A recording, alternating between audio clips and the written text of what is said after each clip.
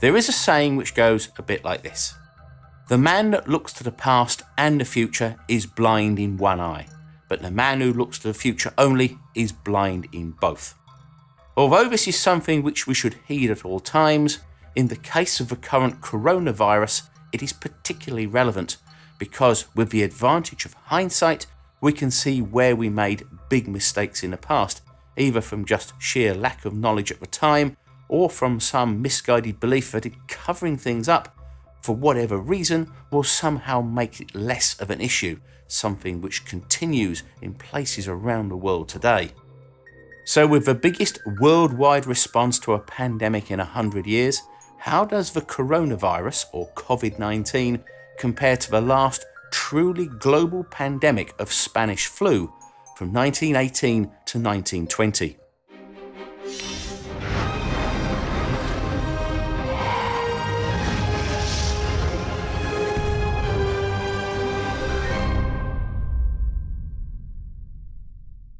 Now, even with the worldwide concern over the coronavirus, there are still people out there saying that seasonal flu kills far more people, up to 650,000 worldwide every year, which is true, and we aren't making a big fuss about that.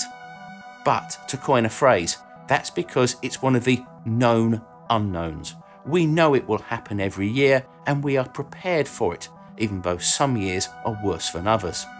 When something like COVID-19 comes along pretty much right out of the blue and into a population with no immunity, it's highly contagious and has a death rate of at least 20 times that of flu, then we have the makings of a major problem. Especially with cheap air travel around the world, it can spread faster now than it ever could have done in the past.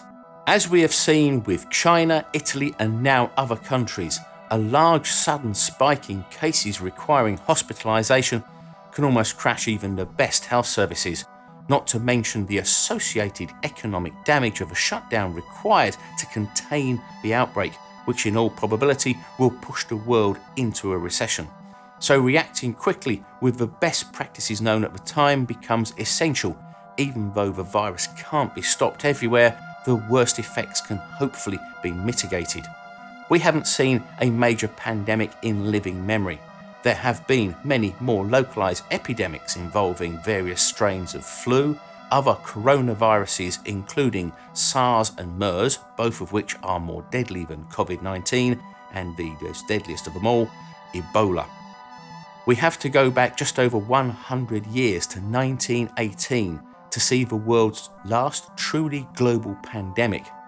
If we exclude bubonic plague from the Middle Ages, Spanish flu as it became known was the worst health crisis in recorded history, infecting somewhere around 30% of the then world population of about 1.8 billion people and killing somewhere between 17 to 50 million all around the globe. This stands as a solemn reminder of what can happen when a pandemic gets truly out of control. Of course, the circumstances were very different back then. When the Spanish flu pandemic struck in 1918, World War I was still raging, and there was only a very rudimentary knowledge of the viruses and the diseases they caused. We now know that Spanish flu was an outbreak of the H1N1 influenza virus, a type of virus that is common in birds and mammals like pigs, which is why it's sometimes called bird flu or swine flu. It's believed to have jumped the species gap through close contact with infected animals in the food chain. Its exact beginnings are unknown. Some believe it originated in China and then mutated at a US military camp in Kansas before being spread to a British Army hospital in France and onto the front line. Others say that it had been circulating in the European armies for maybe a year or more before it had been noted at the British Army Hospital in 1918. Whichever way it occurred, from there on in and after the war ended, soldiers returning to their home countries spread the infection to the rest of Europe, the US and the British Empire countries before it eventually spread to every inhabited continent in the world. Even in the wilds of Alaska and the islands in the middle of the Pacific, there were recorded deaths due to Spanish flu. But this is where things are different to the current coronavirus or COVID-19. Firstly, the two viruses are not the same. Spanish flu was an influenza virus and COVID-19 is a coronavirus, genetically related to but not the same as the SARS virus of 2002-2003. So it's not a flu virus, even though some of the symptoms are quite similar.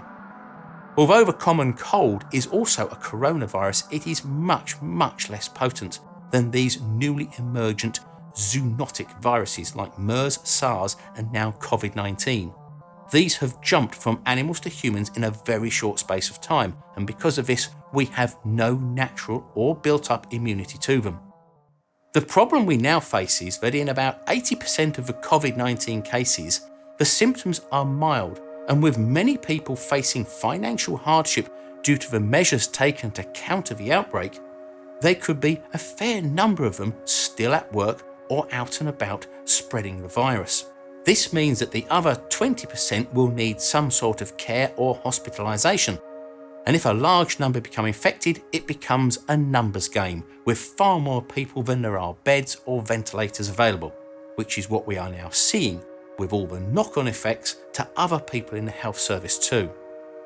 Back in 1918, the coinciding of the outbreak of Spanish flu with the last year of the war was also instrumental to the spread of the disease, as news about it was suppressed by the US, British, French and Germans for fear that it might compromise morale and show weakness to the enemy, which could be then exploited militarily. Spain was neutral during the war and had no such restrictions on reporting of the outbreak, and thus it became known as Spanish flu simply because they were the only ones reporting it openly. This suppression of information allowed it to spread far more quickly than it would have if more people had known about it. At the time, the general health and hygiene of much of the population was also much lower than it is now. There was much more poverty and malnutrition, especially in Germany, which had been blockaded by the British Navy since the beginning of the war, and by 1918 this was causing a major hardship to the German people, with shortages of fuel and food. These alone led to dramatic increases in diseases caused by malnutrition, such as scurvy, tuberculosis and dysentery, and also added to the increased likelihood of people becoming infected with the flu due to weakened immune systems. Although Spanish flu and COVID-19 are different viruses, they both attack the lungs in a more aggressive way than seasonal flu. Spanish flu was different to seasonal flu because it affected normally fit people in their 20s to 40s, basically the age of the average soldier in the war, rather than the very young or the very old of normal flu. In many of the fatalities, what is now known as a cytokine storm occurred. This is where the body's own immune system and its activating compounds, the cytokines, flood the lungs instead of just the areas where the virus is located. The result is the lungs are damaged by the immune system, leading to much greater inflammation and fluid buildup and allowing secondary bacterial pneumonia to take hold. Now, COVID-19 is said to affect mostly the old and those with underlying health issues, with data from China showing that very few children under the age of 14 being seriously affected. But that doesn't mean that younger people from the age of 15 to 50 aren't as likely to be severely affected by it. COVID-19 is also much more contagious than flu, with each COVID-19 sufferer infecting 2 to 3 others, whereas seasonal flu sufferers infect only 1.3 people. Information from Italy and China is showing that in the most serious cases of COVID-19, the virus attacks the lungs aggressively, creating a large amount of inflammation and fluid buildup, leading to secondary bacterial pneumonia.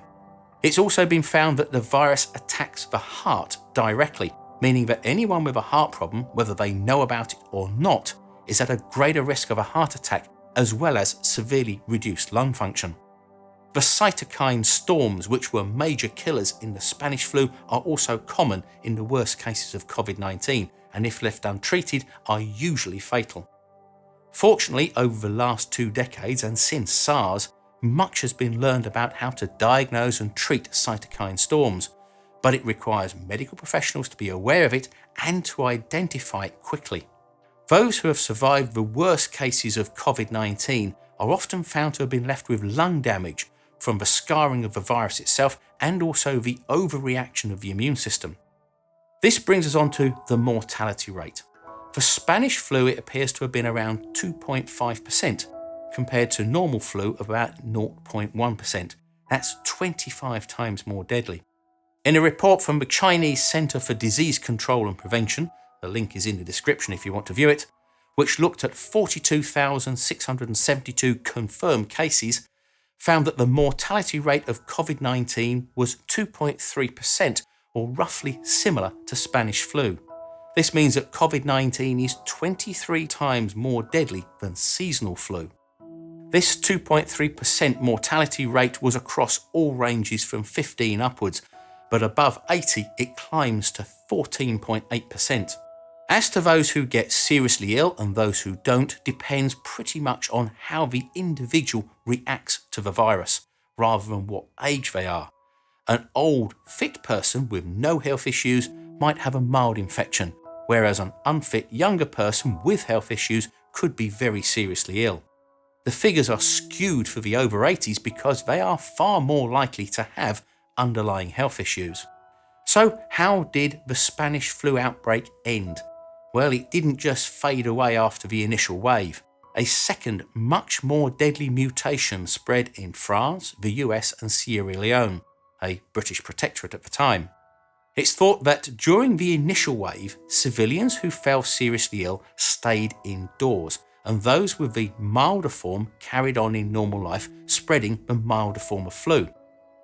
However, for soldiers at the front, the opposite was true.